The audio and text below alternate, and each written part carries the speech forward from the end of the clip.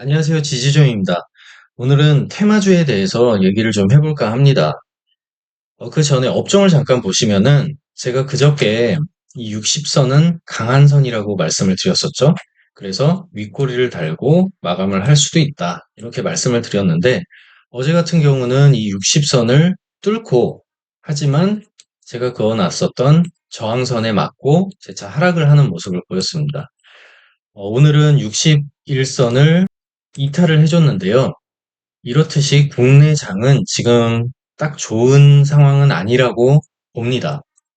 어제 같은 경우는 이제 2차 전지주들이 좀 강했었죠. 그래서 2차 전지주들을 보면은 에코프로 또 급등을 한대요. 근데 애널리스트들도 당황을 하고 별다른 재료 없이 심한 변동성을 보이고 있는 상황으로 투자 유의해야 할 것, 이렇게 얘기가 나왔습니다. 그래서 2차 전지 투자하시는 분들 좀 조심해서 투자하셨으면 좋겠고요. 최근에 맥신 관련주들이 굉장히 대세였죠. 막 상한가 치고.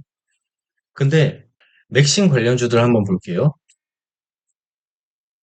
휴비스 보시면은 이틀 연속 상한가를 쳤는데 어제 보합권으로 끝났어요. 그리고 오늘 다시 재차 상승을 해주는 모습을 보여주는데요.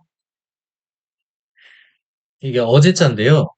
어제 보시면은 수많은 종목들이 거의 다 하락을 했습니다. 하한가도 나왔고요. 근데 오늘 상승해주는 모습, 이런 모습을 볼 수가 있죠. 이렇듯이 테마주들은 굉장히 위험합니다.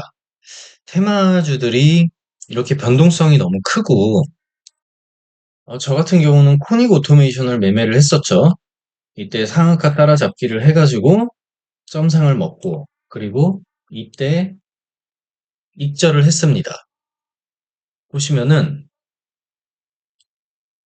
오음봉으로 한번 볼게요. 이때 매수를 해서 이때 매도를 했습니다. 대략적으로 22%그 정도 수익을 챙겼고요. 버티지 않았었던 이유는 제가 생각했었던 것만큼 강한 재료가 아니라고 판단을 했습니다. 예를 들어서 초전도체 같은 경우는 거의 노벨상을 받아야 될 것 같은 그런 재료였죠. 그런 진짜 판도를 바꿀 수 있는 그런 재료였다 보니까 이렇게 상승을 하고 하락했음에도 다시 재차 상승을 합니다.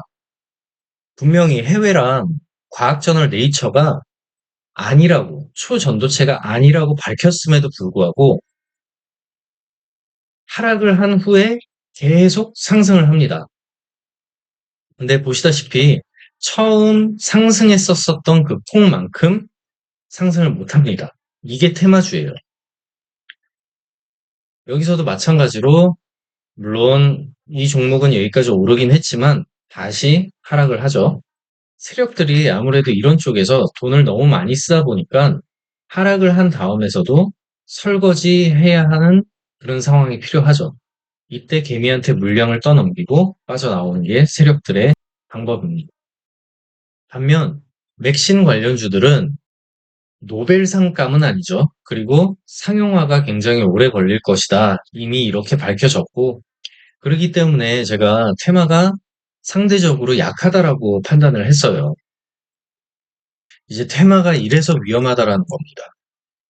상승 줄 때는 미친 상승을 주고 그 뒤에 미친 하락을 보입니다. 테마주의 가장 대표적인 대선주 같은 경우를 보면은 어떤 대선 후보가 있는데 그 대선 후보와 대학 동창이다, 아니면 고향 선후배다, 이런 이슈로 아무런 상관도 없는 회사가 상한가를 치고 그럽니다. 그러다 보니까 이런 종목들을 따라잡기에는 굉장히 좀 위험 부담이 크겠죠. 코로나 때도 마찬가지예요. 코로나 때도 보시면은 SK 바이오 사이언스 월봉으로 볼게요. 굉장히 큰 상승폭을 보였다가 쭉 하락을 하는 모습 볼 수 있죠. 그리고 유바이오 X 이쪽도 2020년도에 코로나가 발생을 했고요. 쭉 상승을 해줍니다. 그 다음에 쭉 하락을 하죠. 그리고 끝납니다.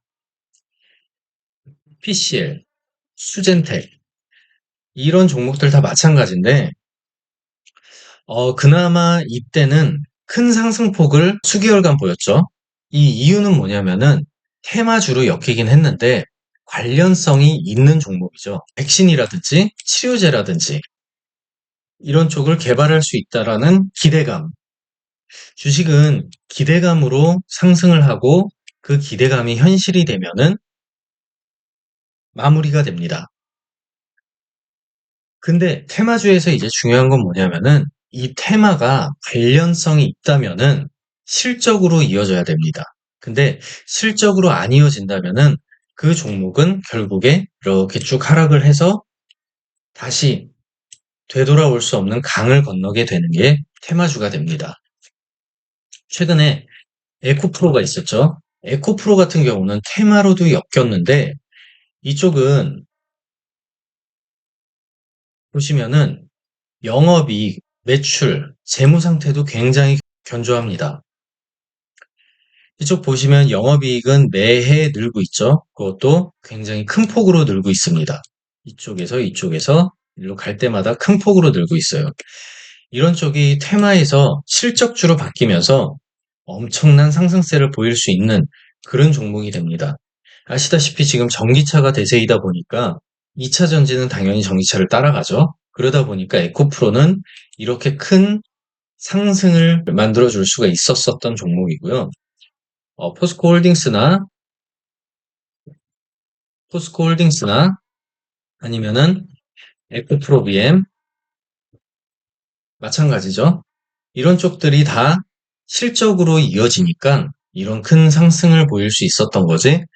그래서 여러분들이 투자하실 때 테마주인지 실적주인지 그거를 잘 구분을 하셔야 돼요.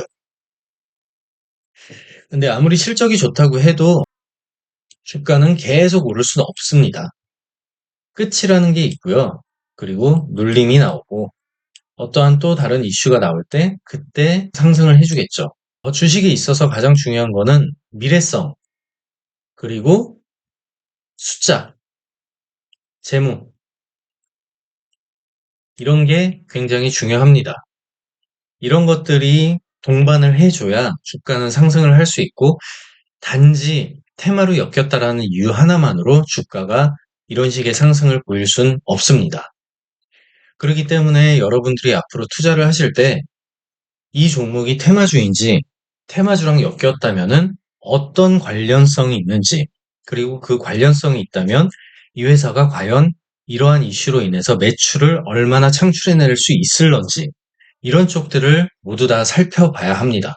오늘은 여기까지 하고요. 모두 성투하시길 바랍니다. 감사합니다.